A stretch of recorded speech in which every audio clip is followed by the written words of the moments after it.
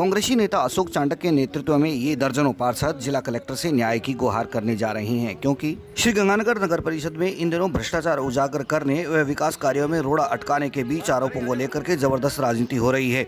मगर हैरानी है कि दोनों ही पक्ष न्याय के लिए कलेक्टर से गुहार कर रहे हैं। गौरतलब है कि पिछले दिनों नगर परिषद द्वारा बिना टेंडर के लाखों रुपए की मच्छरनाशी की दवा खरीद करी गई थी। एक पक्ष जहां इस जरूरत के इस आधार पर खरीदने की बात को सही ठहरा रहा है, वहीं दूसरा समूह बिना टेंडर इतनी बड़ी खरीद को भ्रष्टाचार का नमूना बताकर कलेक्टर से जांच की मांग कर रहा है।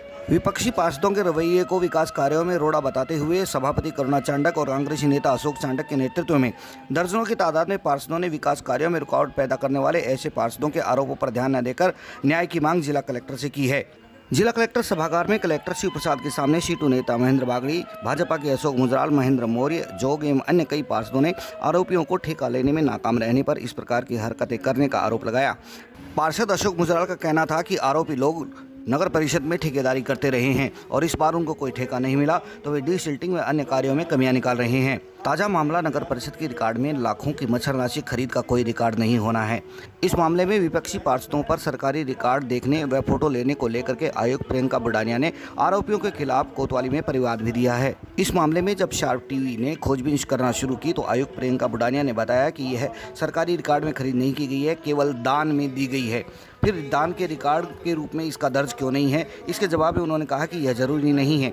बाद में अपनी गलती को स्वीकार करते हुए आयुक्त प्रियंका बुडानिया ने स्टोर मैनेजर को दान के रूप में मच्छरनाशी हासिल होने के रूप में रजिस्टर में दर्ज करने के आदेश दिए।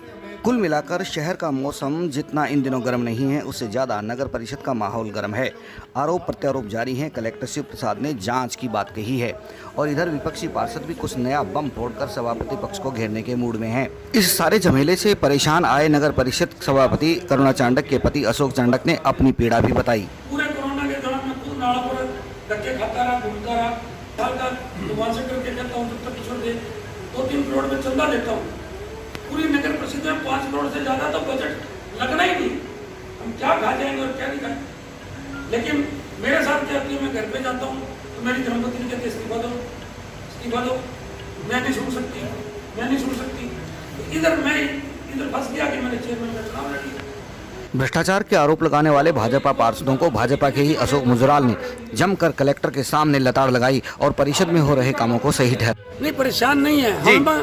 परेशानी इस बात से है कि जो लोग बिना बात के बात का बतंगड़ बनाते हैं, जो शहर के विकास कार्य को रोकना चाहते हैं, जिनका पूर्व में जो कडेन चल रहा है शहर की जनता से छुपा नहीं हुआ है। एक का साला ठेकेदारी करता है, एक कोई ट्रैक्टर की ठेकेदारी करता है। और जिला कलेक्टर महोदय को भी मैंने पहले कहा था कि कोई भी प्रशासन के 5 आदमी लगा दो, हमारे कार्यकाल 6 महीने से जो काम हुए हैं उनके 1-1 रुपए का हिसाब 1-1 रुपए की देने की जिम्मेवारी हमारी है। लेकिन काम को होने दें, काम में अड़चन नहीं अड़ाएं। आज जो जितना भी काम हुआ है, अगर इस काम की स्पीड ये होती टेंडर के हिसाब से चलते हैं तो ये काम डिसल्टिंग का नहीं होना था। ना ये मशीनें आनी थी, ना ये काम होना था। तो अभी आप क्या कर रहे हैं? अभी आप सिर्फ हम कलेक्टर साहब से ये कहने जा रहे हैं कि आप लोग कोई भी ऑर्डर दें तो कम से कम उस बात की सत्यता को जांच कर दें। बिना बात के हमारे यहाँ एसडीएम साहब पहुँच गए, कोई फोटो खींच रहा है, किसी ने हमारे सरकारी कागजों की फोटो खींच ली, उनके विरुद्ध कार्रवाई होनी चाहिए। उनके पास कोई अधिकार नहीं है कि सरकारी कागजों की फोटो ले। पार्षद को अधिकार है, वो मांगे, कमिश्नर के साइन से कागज मांगे, कोई इनकार थोड़ी है, आरटीआई में मांगे। लेकिन इस तरह से चोरों की तरह गए और पकड़ के किसी को कोने पे लगा दिया और फोटो खींच ली और किसी को बाहर भगा दिया। कोई चोरी का अड्डा थोड़ी है ये। तात्कालिक मामला क्या है? तात्कालिक मामला कुछ नहीं है, सिर्फ हमारा हम पक्ष रखने जा रहे हैं कलेक्टर साहब के पास कि श्रीमान जी आपके पास वो आए थे, हमारे साथ जो पार्षद महोदय हमारे साथ हैं वो खड़े हैं, जो लोग शहर का विकास चाहते हैं वो हमारे साथ खड़े रहें। पार्टीबाजी से कोई लेना देना नहीं है, जो चाहे वो बीजेपी हो, चाहे वो कांग्रेस हो, चाहे और हो।